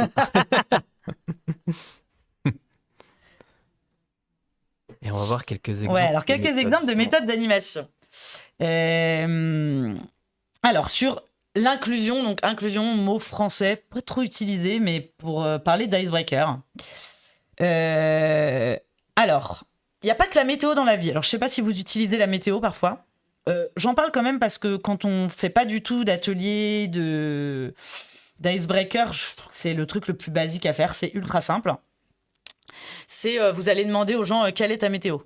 Par exemple, vous faites une réunion avec votre équipe, plutôt que de rentrer dans le dur du sujet. Vous allez peut-être faire un petit tour de table et vous pouvez demander aux gens c'est quoi ta météo. Donc toi, par exemple, Richard, ce matin, tu serais... Oh, moi, soleil. Nickel. Soleil, ok. Voilà. Même si dehors, Moi aussi, soleil. Ouais. Je suis très contente d'être avec vous ce matin, mais on peut dire je suis un peu nuage parce que ça va, mais j'ai fait une insomnie, quoi. Bon, c'est des problèmes perso, mais je suis motivée, mais j'ai un petit nuage au-dessus de ma tête. Je dis n'importe quoi, j'ai très bien dormi cette nuit. Ce qui est intéressant, c'est que les gens vont pouvoir vous donner un peu leur état, perso ou pro, et ça va permettre déjà de rentrer. C'est un peu... c'est pas vraiment pour du beurre, finalement, de dire... Mais tu as commencé à t'exprimer, tout le monde a parlé, donc ça ancre les règles du jeu, tout le monde a commencé à parler, donc on a bien compris que par la suite, tout le monde va parler aussi. Il n'y a pas quelqu'un dans le tour de table qui va pas donner sa météo, quoi. Il n'y a pas d'enjeu, on peut pas dire une connerie sur comment on va, en fait. Donc on peut pas se tromper. C'est votre vérité, c'est vous qui dites comment vous allez. Et ça permet aussi de donner un peu la température. Quelqu'un qui va pas bien du tout, on va mieux comprendre peut-être pourquoi il parle pas trop dans l'atelier, alors que d'habitude il parle tout le temps, quoi. Ça met un peu en perspective. Et c'est ultra simple, vous n'avez pas besoin de matériel. Alors j'ai vu des gens l'organiser avec du matériel. J'ai vu au boulot de mon beau-frère qu'il avait sur son tableau des petites cartes météo. Et donc c'est dans leur rituel d'équipe, ils prennent les cartes quand ils font leur réunion d'équipe à toutes les 2 semaines. Mais il n'y a pas que la météo dans la vie. Parce qu'une fois que vous avez fait la météo toutes les 2 semaines dans votre point équipe, au bout d'un moment, vous êtes là, bon, soleil, nuages, arc-en-ciel, orage. Parfois, on a envie de nouvelles choses. Ça ne remet pas du tout en question cette méthode, mais il y a d'autres trucs. Donc, si vous en avez marre des météos, on y va. Choisissez votre icebreaker, bien sûr, en fonction du public et des besoins, ce que tu disais tout à l'heure. Il y a des tonnes d'icebreakers sur Internet, vous allez en trouver des tonnes. Et parfois, on est un peu perdu, quoi. Même, vous allez trouver un site qui référence 100 icebreakers, quoi. Vous avez un atelier demain, comment on s'y retrouve? En fait, vous inquiétez pas, ce que vous allez voir, c'est que les icebreakers, c'est pas du tout les mêmes, selon le temps dont vous disposez, le nombre de participants que vous avez, l'objectif de votre atelier. Et ce qui est intéressant, c'est de bien comprendre ces exercices et aussi de les vivre pour se les approprier, quoi. Donc, si vous êtes amené à organiser des ateliers avec vos clients ou des ateliers un peu à fort enjeu dans votre boîte, peut-être entraînez-vous d'abord. Faites des petits icebreakers dans vos réunions d'équipe, par exemple. Vous n'avez même pas besoin d'organiser tout un atelier, mais juste vous avez votre point équipe, il dure 1 heure. Faites un petit icebreaker de 10 minutes. Et puis vous allez en tester un autre, vous allez en tester un autre. Et puis, étape par étape, comme ça, vous allez vous sentir de plus en plus à l'aise. Et vous allez voir ce truc qui, en fait, vous pensiez durer 10 minutes, ça prend 30 minutes. Ça, c'est ça qui est important aussi. Ouais. Ou ce truc où vous pensiez que c'était hyper simple, finalement, il y avait un peu de logistique et le matériel, là, c'était pas top. Donc, c'est toutes ces choses-là que vous allez pouvoir expérimenter. Et l'exercice d'inclusio, bien sûr, doit être adapté à votre atelier. Donc, est-ce qu'ils se connaissent? On l'a vu. Est-ce que vous les connaissez, les participants? Pas pareil non plus. Si vous les connaissez ou pas. Est-ce que les participants sont réfractaires aux ateliers? Donc, je vois que Billy Sperluette a déjà vécu ça aussi. Donc, on va pas mettre les mêmes icebreakers. Et quel est l'objet de l'atelier? Est-ce que c'est générer des idées en quantité? Dans ce cas-là, on va peut-être faire un icebreaker pour essayer de s'enlever là tous les freins et les vétos qu'on se met soi-même, quoi. Si c'est pour apprendre à se connaître, on va peut-être commencer à faire un petit icebreaker sur cette thématique. Est-ce que c'est pour souder un groupe? Vous prendrez pas du tout la même inclusion dans ces différents cas. Ce qui est important, en revanche, c'est que l'icebreaker, je répète ce que tu as dit tout à l'heure, Richard, c'est l'échauffement. Ouais. Donc, parfois, on a les gens pendant 3 heures, on veut leur faire un max de trucs. Vous les avez là sous la main, vous voulez leur presser le citron au maximum. Je comprends, parce que c'est précieux. Mais n'essayez pas d'en faire trop. Si vous essayez, dès l'icebreaker, de choper trop de matière et de faire déjà trop bosser les gens, vous allez vous planter parce qu'en fait, vous demandez aux gens de sprinter avant de s'être échauffés. Et donc, c'est chaque chose en son temps. Même si ça peut commencer à vous mettre sur la route, et votre icebreaker, il va être en lien avec la suite de vos exercices. Mais c'est pour du beurre. Et de toute façon, tu auras timé, tu t'auras dit, voilà, l'icebreaker, c'est 15 minutes et pas plus. Et du coup, tu auras du temps pour la matière après. Exactement. Et des exercices pour briser la glace, il en existe plein. Donc la météo, on en parlait. Mais il n'y a pas que la météo en carte. Ouais, le photolangage aussi. Du coup, c'est une méthode qui permet aux participants de s'exprimer facilement avec des images, en fait, tout simplement. Je suis assistante photolangage. Ouais. Richard. Attends, ouais. Du coup, on en a créé un aussi à l'agence. Du coup, tu pourras en offrir un si tu veux à ton beau-frère pour qu'il varie un petit peu ses. Ouais, qui change un peu de la météo, peut-être son équipe en peut plus. Comme ça, du coup, parce que du coup, j'oublie. Donc, qu'est-ce que c'est le photolangage? Du coup, le principe, c'est qu'on a des images, on les pose sur la table et on va poser une question au groupe. Et ensuite, on va leur demander de choisir une image qui représente le mieux leur réponse. Ouais. Et en fait, l'image, ça va être la réponse. Et par exemple, on peut leur poser la question: dans quel état d'esprit abordez-vous ce nouveau projet? Ou alors, comment vous sentez-vous ce matin? Enfin, du coup, c'est infini. On peut poser toutes les questions qu'on veut, en fait. Et du coup, après, il faut leur laisser un petit temps de réflexion. Ils choisissent leur carte. Et ensuite, en fait, chacun va montrer sa carte au groupe. Et il va. T'as pris les règles du jeu, là? Ah non. Non. Non, j'ai pris une élu. Non, c'est bien, c'est bien. Et du coup, tu montres ta carte et tu exprimes ce que tu voulais dire avec cette carte. Et ce qui est bien, c'est que du coup, en fait, l'image va t'aider à développer beaucoup plus ta pensée. Carrément. Ouais. Et c'est hyper intéressant. Et tout le monde rentre là-dedans. J'ai jamais eu quelqu'un qui participe pas à un photolangage. Donc ça, c'est super. Vous avez des gens qui disent énormément de choses, des gens qui vont dire assez peu. Donc on respecte aussi les gens qui rentrent dans l'exercice, je trouve. Et puis ce qui est toujours très drôle, c'est que parfois vous avez 3 personnes qui prennent la même carte, ils disent des trucs qui n'ont mais rien à voir. Ouais, c'est vrai. Donc ça, c'est trop drôle. Ouais. On peut Euh, utiliser aussi un autre type de jeu. Bah, et même quand vous venez, vous savez par exemple que c'est, j'en sais rien, c'est un atelier pour lancer votre projet de refonte de votre CRM. Et vous êtes l'animateur et vous savez déjà que dans le groupe, il y a des gens vous pensez qu'il y a une personne qui va dire ouais, ça saoule de changer de CRM, on n'a pas envie de changer d'outil. Une autre personne qui va dire mais je suis trop contente de changer de CRM, ça va nous faire gagner en productivité. Même si vous attendez peut-être ces réponses-là, vous allez voir les gens ce qu'ils vont dire dans les cartes, ça peut être autre chose ou ça peut être beaucoup plus fin que la réponse que vous attendiez à avoir. Et ça, c'est vraiment génial. J'avoue. Je vois que quelqu'un aussi utilise le Dixit. Donc c'est vrai, c'est un jeu de société, peut-être vous l'avez à la maison. Et c'est des cartes illustrées. Elles sont très belles.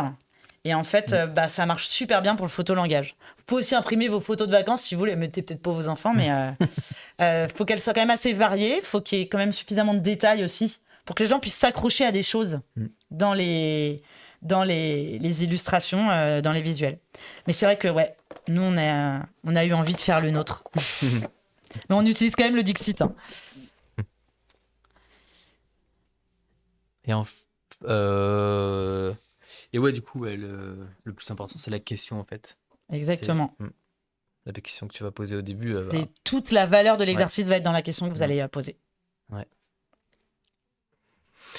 Et si vous voulez en savoir plus, du coup, on a écrit un article aussi sur notre blog, et du coup, vous pourrez aller voir si ça vous intéresse. Ensuite, on a un autre type d'icebreaker, comme ça, c'est l'arbre à personnage. Du coup, c'est un peu du photo. Enfin, je sais pas si on peut appeler ça du photolangage. Non, mais on utilise aussi un visuel, mais c'est un visuel commun pour tout le monde. Ah, c'est ça. Et du coup, on voit 22 personnes là dans des situations différentes. Et du coup, on pose une question et du coup, on demande aux participants de s'identifier à une personne et de nous dire pourquoi. Et de dire pourquoi, ouais. On va peut-être pas faire l'exemple parce que l'heure tourne, mais c'est le même principe. Et vous tapez arbre à personnage sur Google, vous avez l'image. On a un autre type de l'explorateur, l'acheteur, le vacancier et le prisonnier. Le vacancier et le prisonnier, ça c'est pour demander à vos participants comment ils se sentent, par exemple, dans un projet.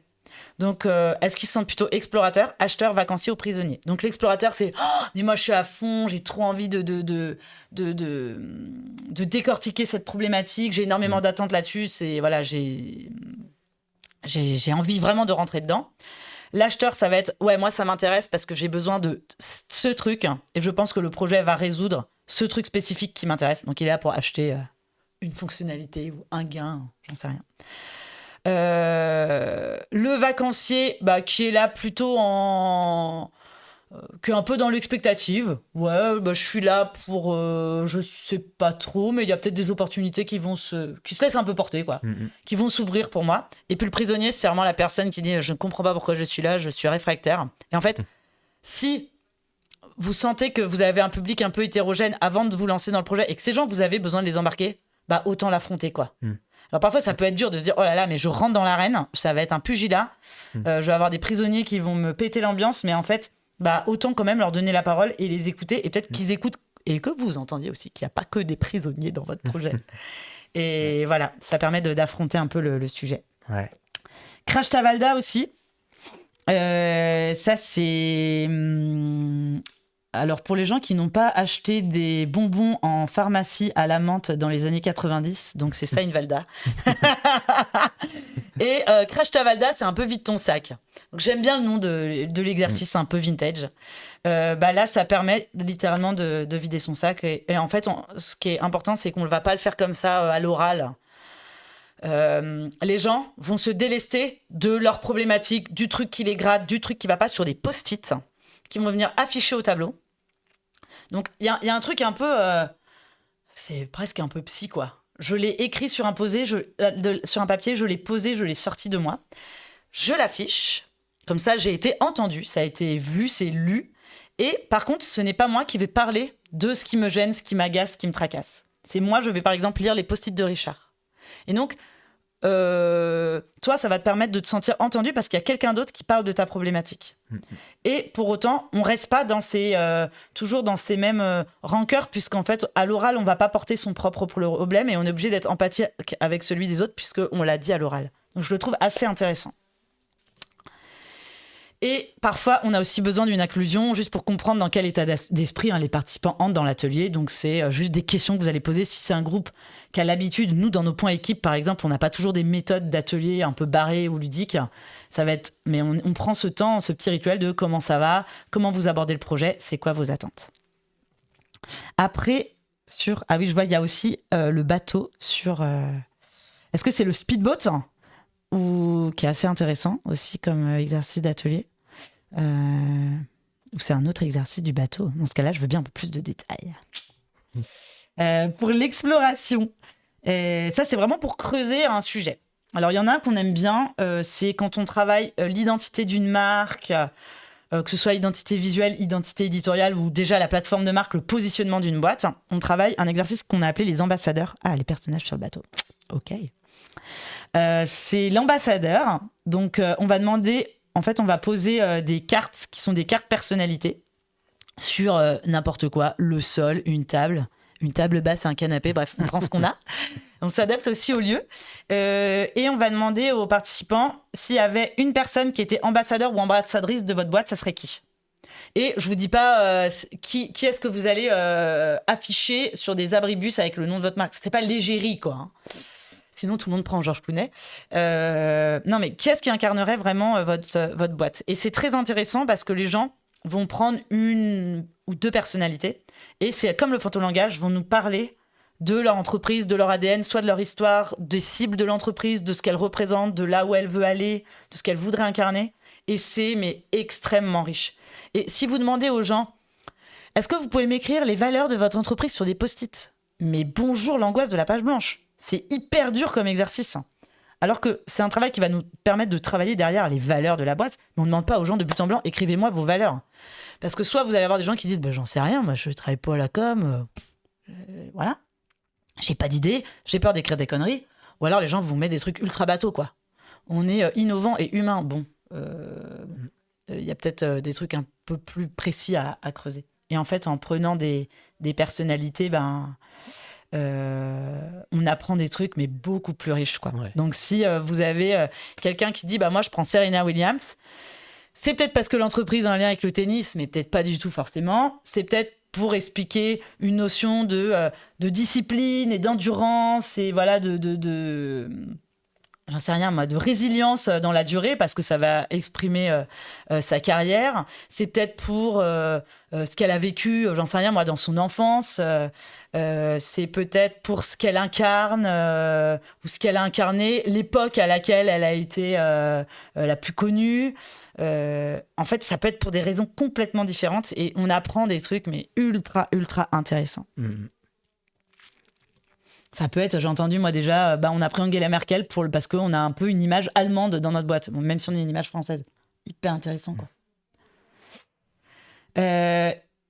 Ensuite, pour se projeter, on peut utiliser un atelier pour se projeter dans l'avenir. Ça, c'est pareil, si vous faites un atelier, on travaille une plateforme de marque, on veut travailler la mission et la vision de l'entreprise. Si vous demandez aux gens dans la boîte, merci de m'écrire sur des post-it votre vision, où sera votre boîte dans 10 ans ? Moment de solitude. Et je les blâme pas, je serais pareil à leur place. Donc, on va essayer de prendre un peu, vous voyez, les ateliers, c'est des méthodes qui nous permettent de faire des petits pas de côté pour réfléchir autrement et se libérer et produire plein de matières. Donc, pour se projeter, on a un exercice, on va être un peu comme dans de la science-fiction. Donc, c'est le survivant. On va dire aux participants, dans 20 ans, peut-être tous les acteurs de votre secteur ont disparu. Ils ont échoué, sauf vous. C'est pas pour se dire, on est trop fort, on est des stars. Mais pourquoi est-ce que vous avez survécu ? Qu'est-ce qui fait que vous êtes là encore aujourd'hui ? Quelles difficultés vous avez eu à surmonter et comment vous en êtes sortis ? Et ça va nous donner une matière ultra riche pour comprendre vos axes de différenciation, votre mission, votre vision et aussi les enjeux de demain que vous allez devoir surmonter. Et comment vous vous y êtes pris ? Et ça, c'est vraiment ultra riche, quoi. Et ça permet d'avoir de la matière beaucoup plus détaillée derrière que juste une phrase qui reflète la vision. Parce qu'en fait, la phrase qui reflète la vision, ça va être la synthèse de toute la profondeur qu'on a pu détailler auparavant. Pour de la priorisation, super intéressant aussi, si vous demandez aux gens de prioriser. Par exemple, nous, on a travaillé avec un client sur la refonte d'une grosse appli mobile. Et on se posait la question au début du projet, qu'est-ce qu'on met dans le périmètre ? Parce qu'en fait, on a une liste au Père Noël de fonctionnalités. Entre eux, ce que veulent les chefs de produits, ce que veut le marketing, ce que veut la com, ce que veut la direction, ce que veut l'équipe connectivité, ce que nous remonte le service client, et ce que les clients laissent comme commentaires sur les stores. Oh, ça serait bien qu'on ait telle fonctionnalité. Je vous dis pas la liste au Père Noël. Et alors, soit on dit c'est la direction qui décide, soit on se dit non, on va essayer de prendre un petit peu toutes ces demandes et d'essayer de décider ensemble, et peut-être même avec des clients, ce qu'on va mettre dans cette appli, parce qu'on peut pas tout mettre, parce que ça coûte trop cher, parce que sinon l'appli sort dans 2 ans, et parce que peut-être tout en vrai n'est pas pertinent, ou peut-être pas pertinent comme ça. Donc on a choisi avec ce client de travailler des ateliers de priorisation, et on a convié des vrais utilisateurs de l'appli, donc des clients de la marque. Et on a travaillé un atelier qui s'appelle Buy a Feature, acheter une fonctionnalité. Et donc en fait, on a créé des cartes fonctionnalités. Chaque carte avait un prix. On avait attribué un prix en fonction de nous, notre évaluation de est-ce que ça va prendre du temps ou pas, est-ce que c'est des développements colossaux ou est-ce que c'est juste un petit correctif design. Parfois, le correctif design, ça prend du temps. Mais on a attribué comme ça des prix fictifs, 1, 5, 50, 200, 500. On a présenté les fonctionnalités aux gens pour être sûr qu'ils comprennent bien ce qu'il y avait derrière. Et derrière, on leur a remis des billets de Monopoly. Alors, pour pas foutre la merde, tout le monde a eu la même somme. Et derrière, on a joué à la marchande. On a dit aux gens, vous allez pouvoir venir nous acheter des fonctionnalités avec la somme d'argent que vous avez. Et bien sûr, la somme d'argent ne permet pas de tout acheter. Et on a vraiment joué à la marchande. Ils venaient nous voir. Tiens, je prendrais bien ça. Et en fait, pourquoi on avait cette transaction au-delà du fait que c'est marrant ? C'est pour comprendre. Ah bon, pourquoi vous achetez ça ? C'est bizarre que vous achetiez ça et ça, je les aurais pas mis ensemble. Pourquoi ? Et en fait, c'est dans ce pourquoi qu'on va comprendre les usages et toute la complexité qu'il y a dans les besoins de chacun. Et pourquoi ils ont renoncé aussi à telle fonctionnalité. On les force à renoncer. Mais dans un truc positif. On leur a pas dit « qu'est-ce que vous ne prenez pas ?» Non, c'est « qu'est-ce que vous achetez ?» Donc ça marche pas bien. Et alors les gens, quand ils arrivent et qu'ils voient des billets de Monopoly, ils sont... ça les fait marrer, quoi. Et puis la déclusion. Ouais, rapidement. Du coup... Pardon. La déclusion, c'est... La conclusion de ton atelier, quoi. Ouais, on en parlait tout à l'heure. Du coup, quand les participants ils n'ont pas l'habitude des ateliers, on peut leur poser tout simplement la question qu'est-ce que vous en avez pensé? Et si ils ont l'habitude de faire des ateliers, du coup là on peut aller un peu plus loin en étoffant un petit peu les questions. Ça peut être dans quel état d'esprit retournez-vous à vos tâches, vos envies pour la suite, le point que vous retenez. Et on peut aussi gamifier un petit peu cette déclusion. Ça dépend toujours du temps qu'on a, et du groupe. Et là, je vais pas rentrer dans le détail, mais par exemple, on peut utiliser des cartes de débriefing. Nous, on utilise une méthode à l'agence qui s'appelle la méthode Kirkpatrick, ça. Voilà. Ouais. Donc là, on les a imprimés, mais c'est pas de nous qu'on cite l'auteur. Et du coup, je vais pas rentrer dans le détail, mais en gros, on pose une question, on prend en fait, c'est pour éviter que tout le monde réponde à la même question. Ouais, et qu'au bout de 4 fois, la quatrième personne, elle dit comme Stéphanie. Ouais, moi aussi comme Stéphanie. Et en fait, tout le monde dit comme Stéphanie, donc personne ne s'exprime. Là, vous avez... en fait, vous allez piocher une carte ou dire un numéro entre... il y en a combien, là ? 8, je crois. Et je sais pas, par exemple, Richard, toi, pour la déclusion, tu vas tirer au sort une carte et tu vas devoir répondre à cette question. Donnez une note de satisfaction de 1 à 10. Expliquez-la. Voilà, et moi, je vais dire... Je prends une différente. Qu'avez-vous le plus aimé et le moins aimé, et pourquoi ? Et en fait, le fait qu'on ait des questions différentes, déjà, les gens se disent « Ah, elle est chelou, ma question !» ou « Ah, ok, j'ai ça comme question. » Et ça va varier, et on va aussi vraiment éviter de dire comme le voisin, et vraiment parler pour soi, et aussi s'écouter les uns les autres, parce qu'au bout de la quatrième personne qui répond à la même question, on n'écoute plus. Alors que là, on est là « Ah, j'ai envie de savoir quelle question il a eu. » Donc, on écoute. Et ça marche bien. Et ça vous donne une matière ultra précieuse, vous, en tant qu'animateur. Plutôt que de laisser les gens partir sans savoir s'ils ont aimé, pas aimé, quoi. Moi, j'ai déjà fait un atelier où, pendant l'atelier, je me sentais pas bien. J'avais l'impression que, je sais pas, ça marchait pas ou que les gens étaient pas contents. Et en fait, j'ai fait les cartes de débriefing. En débriefing, tout le monde m'a dit, je suis trop content. Vous pouvez pas savoir comment ça m'a délesté. Ouais. Donc, j'étais très contente de le faire.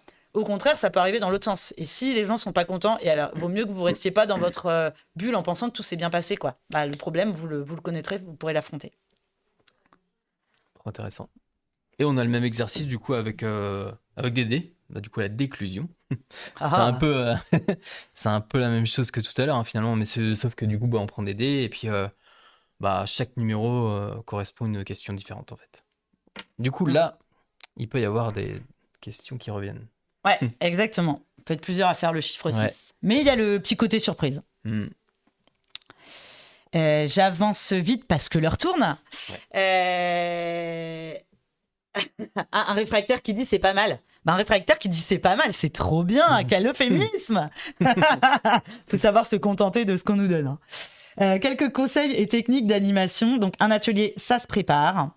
Il va falloir que vous prépariez bien sûr votre ordre du jour et c'est ultra détaillé et que vous timez chaque phase de votre atelier parce qu'en fait le temps passe à une vitesse folle, plus préparer un peu les imprévus. Donc nous voilà un déroulé d'atelier, c'est comme ça quoi. L'introduction, l'accueil, le mot de bienvenue, l'explication du contexte, l'icebreaker, l'exercice 1, l'exercice 2, explication des consignes 1 minute, réflexion individuelle 3 minutes. Enfin c'est détaillé à ce niveau-là. Et c'est hyper important que vous ayez ce fil conducteur avec vous en tant qu'animateur. Être très clair sur le timing. Donc là, bien le rappeler votre timing à chaque étape. Et quand vous faites travailler les gens en sous-groupe, leur dites pas juste « le temps est écoulé », passez les voir 5 minutes avant pour leur dire « faites attention ». Et puis bien sûr, être clair sur les prochaines étapes. Je vais aller vite parce qu'on en a déjà parlé plusieurs fois. Et puis bien sûr, animer. En tant qu'animateur ou animatrice, vous avez pas mal de responsabilités sur vos épaules. Il faut donner envie. Et, truc très intéressant, vous devez vous intéresser, très important, pardon, vous devez vous intéresser uniquement au contenu et à la dynamique du groupe. Vous n'êtes pas là pour juger, vous n'êtes pas là pour prendre des décisions, vous n'êtes pas là pour donner votre avis. Ça, c'est vraiment important parce que si vous animez un atelier en interne, on a un avis. On a envie de dire des trucs. Alors, il arrive, tu vois, parfois on fait des ateliers avec nos équipes. On est et animateur et participant parce qu'on a besoin de partager des choses. Mais dans ce cas-là, on le dit. On dit là, je suis en posture un peu hybride. Et quand je serai un animateur, je serai dans l'animation. Mais des moments où je vais être dans un groupe, je serai vraiment dans la peau d'un participant. Donc c'est un peu touchy. Mais avec des clients, parfois même vous avez votre avis, vous allez vous dire « Ah ouais, ça, je trouve ça trop bien ». Bah, vous pouvez dire « Ah, c'est super intéressant. Ah, j'y avais pas pensé ». Pour quand même encourager et recevoir ce qu'on vous dit. Mais c'est pas à vous de juger. Ah, ça, c'est pas facile. Gérer les digressions. Donc parfois, vous avez des gens aussi qui vont s'exprimer sur des sujets qui n'étaient pas dans votre ordre du jour. Alors, comment vous faites ? Il faut que vous retourniez à votre ordre du jour, sinon vous n'allez jamais tenir vos objectifs et votre timing. Mais il ne faut pas que vous vexiez les gens non plus. Parce que quelqu'un qui dit « Ah ouais, j'ai pensé à ça », si vous lui dites « Ah ouais, non, mais par contre, ça n'a rien à voir avec notre sujet d'aujourd'hui », peut-être la personne, vous allez la perdre, elle ne va plus du tout parler pendant la suite de l'atelier. Donc, c'est pas évident. Donc, nous, ce qu'on recommande, c'est ce qu'on appelle le bac à sable. C'est qu'on va écrire, en fait, soit un paperboard ou une partie de votre tableau. Ça s'appelle le bac à sable. Et toutes les idées qui sortent de l'ordre du jour, elles arrivent dans le bac à sable. Ce qui fait que la personne, elle a été entendue, puisque l'idée a été prise en compte. Elle est là. On peut la lire. Elle a été rédigée. Donc, et ça vous permet de retourner à votre ordre du jour très rapidement.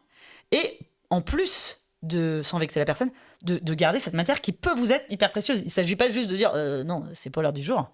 Peut-être ça va vous servir derrière et donc vous ne l'aurez pas oublié. Puisque comme on est au four au moulin, une idée qui fuse, c'est vrai, il avait dit un truc intéressant, je ne sais plus ce que c'était. Pas facile.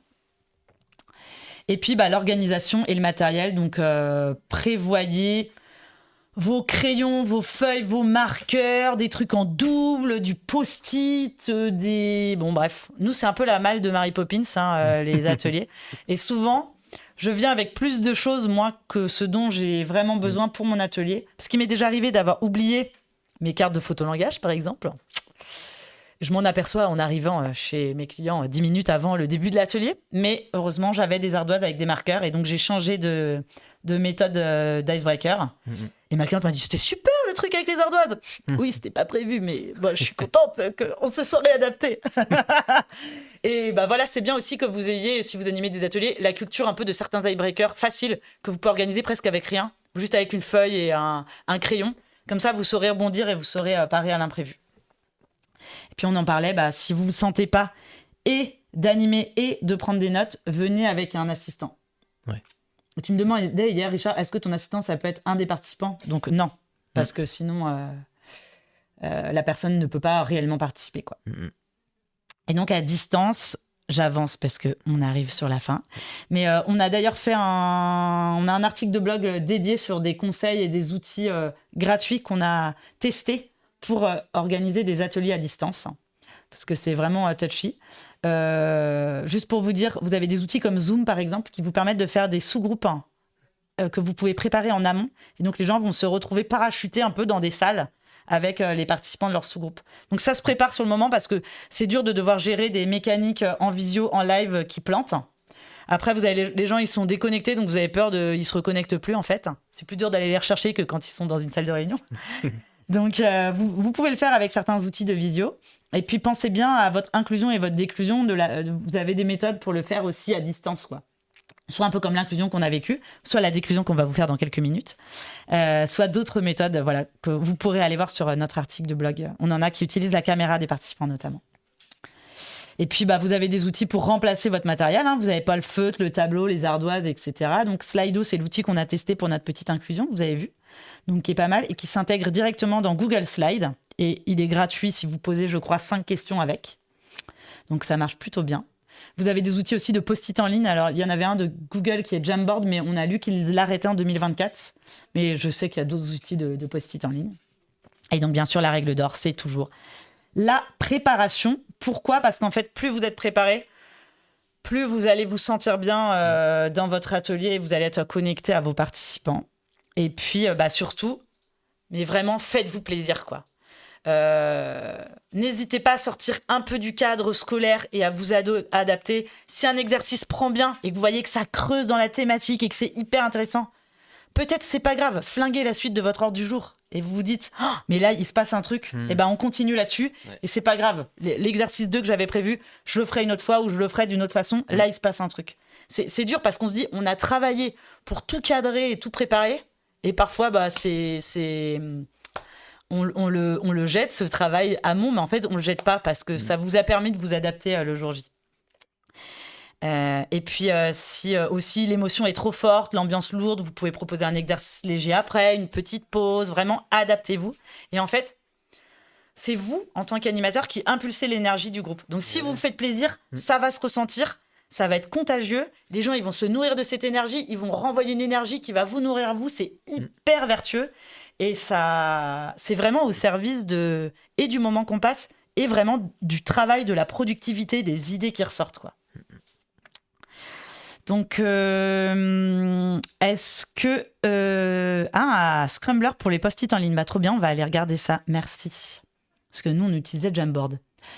Est-ce que, avant de se quitter, ça vous dit qu'on se fasse une petite déclusion pour nous-mêmes sortir de ce webinaire? Si ça vous va, vous pouvez scanner ce QR code. Et vous allez pouvoir nous dire sur le chat le chiffre que vous a donné votre dé. Tu le fais, Richard? On a 2 dés. Et vous allez avoir, en fonction de ce que vous allez tirer, une question différente à laquelle vous allez devoir répondre. C'est parti? Vas-y. J'ai fait 6. Ce qui m'a contrarié. Qu'est-ce qui m'a contrarié ce matin? Il y a un truc qui m'a un peu contrarié. Non, oui et non. Ce petit-déj, il est hybride. Donc, on fait ces petits-déj tous les mois. Donc, vous êtes avec nous sur Twitch et c'est trop bien. Merci d'être là. Mais en fait, ce petit-déj, il est aussi ouvert à n'importe qui. Vous pouvez venir à l'agence, en fait, être avec nous en vrai et venir manger des chouquettes. Et vous êtes les bienvenus. Ouais. Le mois dernier, on a eu des gens qui étaient là. Et ça fait trop plaisir. Ouais. Donc, je sais, et c'est pour ça aussi qu'on fait ce format sur Twitch, que c'est pas facile de prendre le temps. Si vous n'êtes pas à Rennes, ou que c'est galère pour vous les transports, que votre boulot est très loin de l'agence, voilà, je vous blâme pas du tout. Et je suis très contente que vous soyez là sur Twitch encore une fois. Mais sachez que quand vous venez vraiment à l'agence, ça nous fait trop plaisir. Ça donne une autre dimension aussi à ce moment qu'on passe ensemble. Et puis, ça vous permet de faire vos curieux, de voir l'agence. Après, on peut discuter aussi de vos sujets du moment et c'est sympa. Donc, je suis pas genre hyper vexée, hein, mais Quand il y a du monde, c'est encore mieux. Ouais. Et toi, Richard? 5. Un mot pour conclure. C'est bien, t'as pas préparé. Un mot. Ouais, un mot, tu respectes la consigne, Richard. Intéressant. Mais j'ai envie de mettre le mot trop intéressant. Parce que j'ai appris trop de choses. Du coup, c'est trop cool, merci. Merde, Super. j'ai pas respecté du tout la consigne. On a du... Bah non, mais on sait qu'un mot est toujours suivi d'une phrase. C'est vrai. Si vous voulez nous partager vos réponses dans le chat. Si vous nous donnez juste le chiffre de votre dé. De la bonne idée du jour. Pour Billy. Il y a du 2, il y a du 6. Ouais, donc la bonne idée du jour, qu'est-ce que c'est? Est-ce qu'il y a quelque chose qui vous a contrarié ce matin? On est à l'écoute, allez-y. Non. Ah oui, pardon. Oh, pas assez de temps avec vous. Bah, faut vraiment venir à l'agence la prochaine fois alors. Trop sympa. Et est-ce qu'il y avait donc une bonne idée du jour, un truc que vous avez envie de mettre en pratique, vous avez envie de tester différemment peut-être? Un truc à adapter. En tout cas, vous voyez, c'est hyper simple. Il suffit de chourer des dés à vos enfants si vous avez des enfants. Ou vous achetez un petit jeu de société que vous pourrez mettre dans votre entreprise et vous pourrez jouer avec les collègues le midi.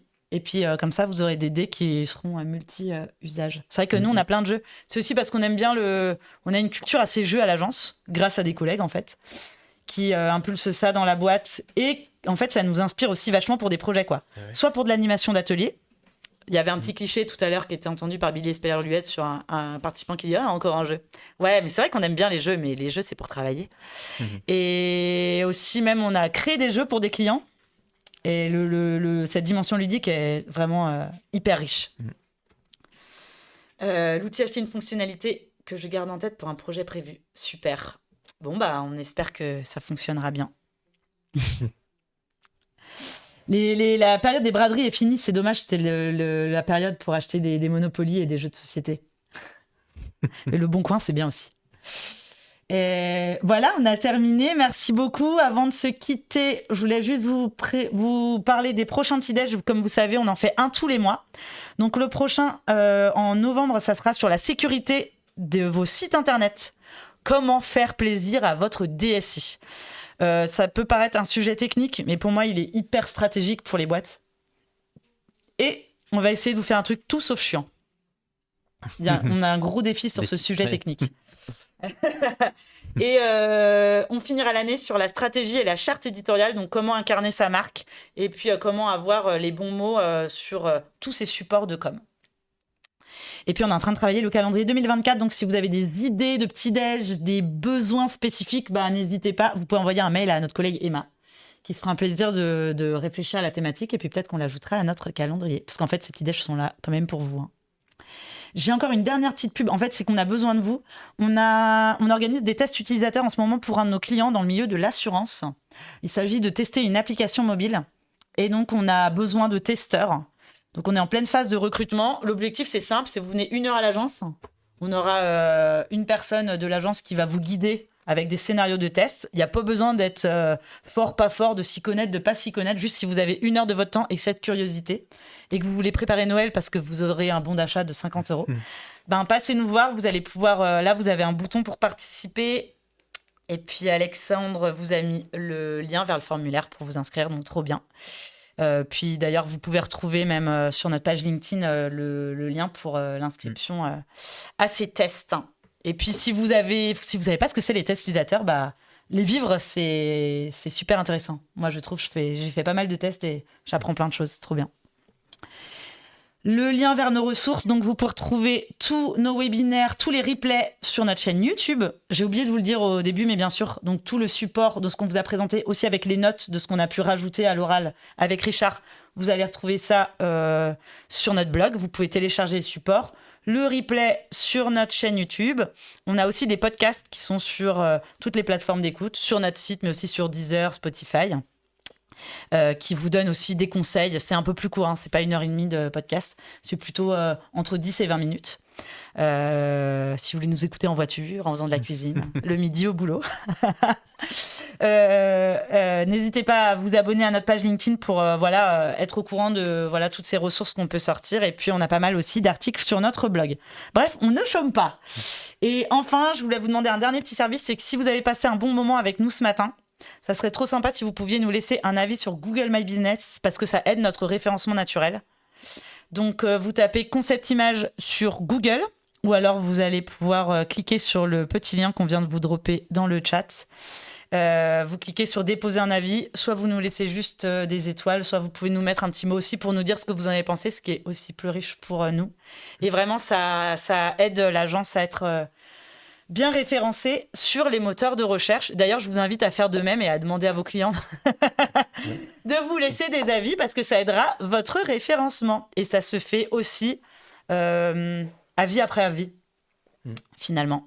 En plus, on a 98 avis, on serait ravis d'en avoir 100. Donc, je me suis mis un petit défi, je compte sur vous. Sinon, Richard va être obligé de nous laisser un avis, quoi. Non, je rigole, il fera jamais ça. Mais vraiment, ouais, si vous pouvez nous faire ce petit coup de pouce, ça serait super. Et puis, un grand merci. Le lien renvoie vers Amnesty. Qu'est-ce qui se passe ? Vous pouvez laisser un avis à Amnesty International si vous êtes engagé sur cette association aussi. N'hésitez pas à laisser 2 avis. Mince, petit bug dans le lien. J'espère qu'on va pouvoir renvoyer le bon. Je sais que le lien, faut le raccourcir, le lien. Mais sinon, vous tapez Concept Image sur Google. Ouais, on le trouve, c'est facile. Et vous nous trouvez sur la droite. Hop. Peut-être on va réussir à renvoyer quand même le bon lien. On peut pas le renvoyer en long, on est obligé de le raccourcir. Parce qu'il arrive. Ça tape sur le clavier comme un déglingo, là. Merci à la régie. Merci à vous d'avoir commencé votre journée avec nous. C'était super. Merci pour vos retours. On vous souhaite une bonne journée. Et puis, on vous dit à très bientôt. À bientôt. Donc, le mois prochain, pour parler sécurité, on va gamifier. Il y aura du jeu sur ce petit-déj. Teasing. Trop bien. Génial. Trop bien. Ça m'intrigue. Et merci à vous. Passez une bonne journée. À très vite. Merci. Au revoir. Et bon courage dans vos ateliers. On compte sur vous dès la fin de semaine, dès la semaine prochaine. Testez des trucs, amusez-vous.